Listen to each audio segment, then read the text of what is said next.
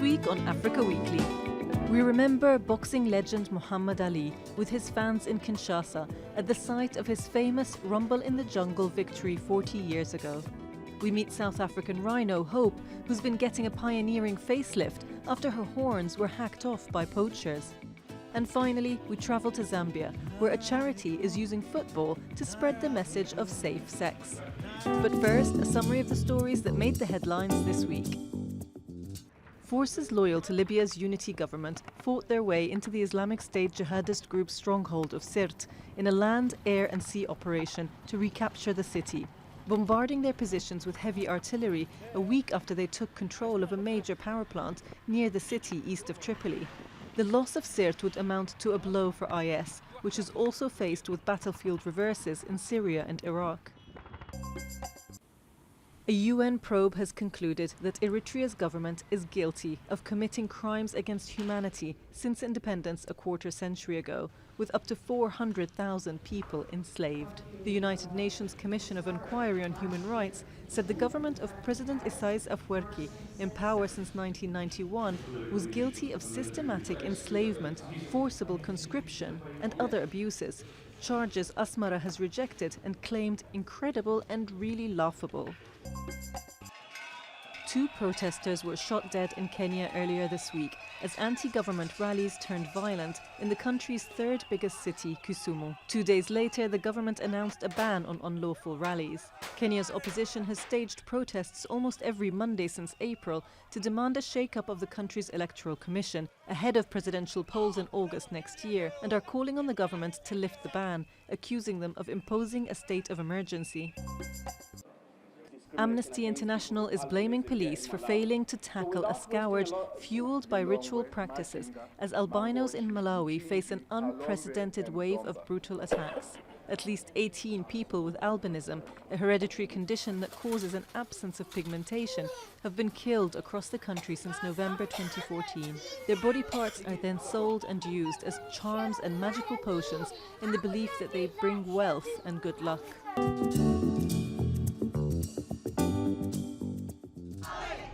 As boxing legend Mohamed Ali is laid to rest, his fans in Kinshasa still light up when they recall the Rumble in the Jungle back in 1974.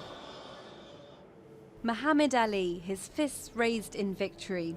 In the Democratic Republic of Congo, fans still remember the Rumble in the Jungle when Ali beat the world heavyweight boxing champion George Foreman.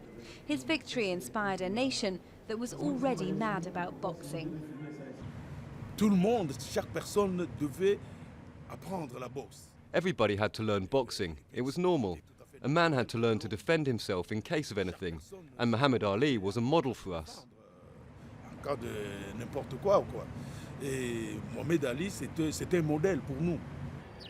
Ali was a hero in Africa and was treated as royalty when he first set foot on the continent in 1964.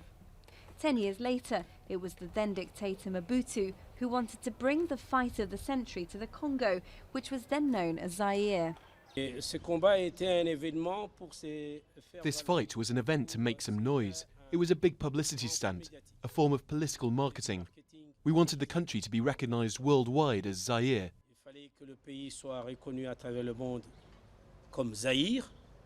Ali knocked Foreman down at the end of round 8. It was a huge upset, and his victory made him one of the iconic sporting heroes of the 20th century.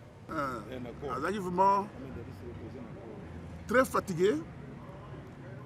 one point in the fight, Foreman became very tired. Mohamed Ali felt that. He gave him 2 punches to the face. Foreman took it, then collapsed. The fight was over, to the joy of everyone.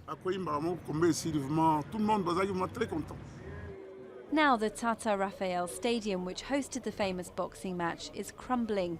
But Ali's fans hope the memory won't fade and plan to hold an event in honour of their hero later this year.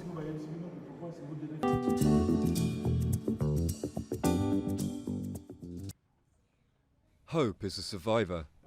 A year ago, poachers hacked off her horns. Doctors have already carried out 15 operations to reconstruct the rhino's face. It's a huge challenge.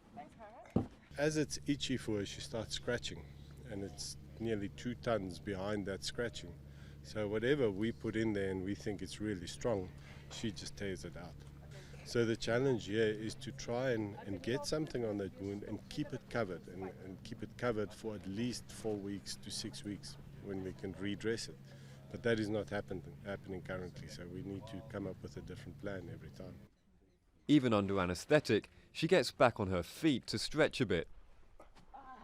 Surgeons have already tried using elephant skin, strong nylon sutures, and a steel wire mesh to cover the wound, which used to be 1 metre long.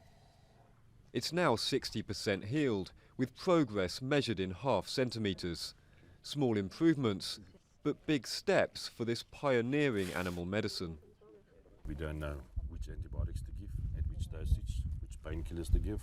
We don't even know the normal blood parameters. We don't know the basic anatomy, which is a massive problem because we're losing 1,200 to 1,300 rhino a year.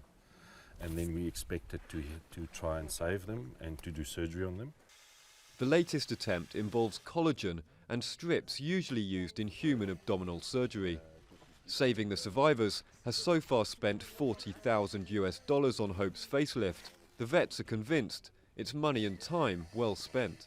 When a species become endangered, every individual counts because it's genetic diversity, it's also just purely numbers. If we had 100,000, then probably they would never do this. But because it's becoming critical, it makes sense to be able to save that animal or to have the ability to make a difference in that specific species. South Africa is home to 20,000 rhinos, 80% of the world population. But the country has also borne the brunt of international poaching syndicates, who slaughter the beasts to sell their horns in Vietnam and China. The team believe they will eventually be able to release Hope back into the wild. Against all the odds, a stubby horn is already growing back.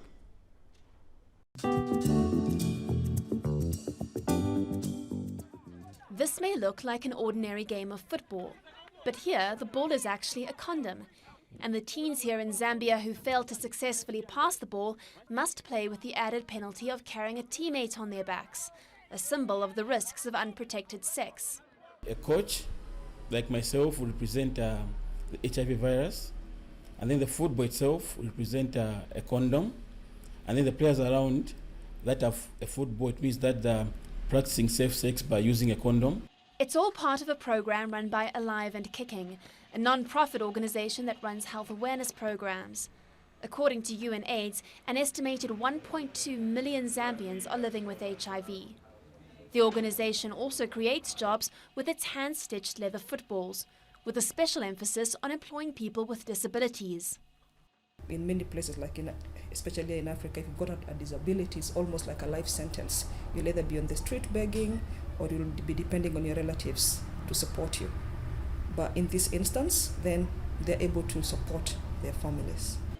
Christopher lost his leg in a car accident. As a taxi driver, he found himself not only disabled, but unemployed, until he found a position as a stitcher for Alive and Kicking. What I don't want is to be a beggar. Whatever I'm doing, even my children will enjoy. This branch in the capital Lusaka now employs 44 people, a diverse workforce of those with and without disabilities. Since we work together, we found a way of communicating with our colleagues who cannot speak or hear. Sometimes you just read their lips, since some of them speak a bit, while others don't speak at all. At least now we can understand them and know what they're asking for.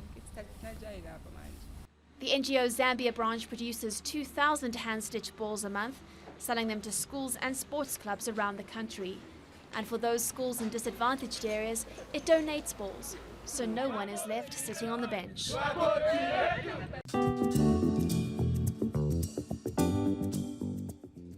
South Sudanese members of the Olympic refugee team have been training in Nairobi ahead of the Summer Games in Rio. The first ever refugee team to compete at the Olympic Games includes 2 Syrian swimmers, 2 judokos from the Democratic Republic of Congo, an Ethiopian marathon runner, and 5 track athletes from South Sudan.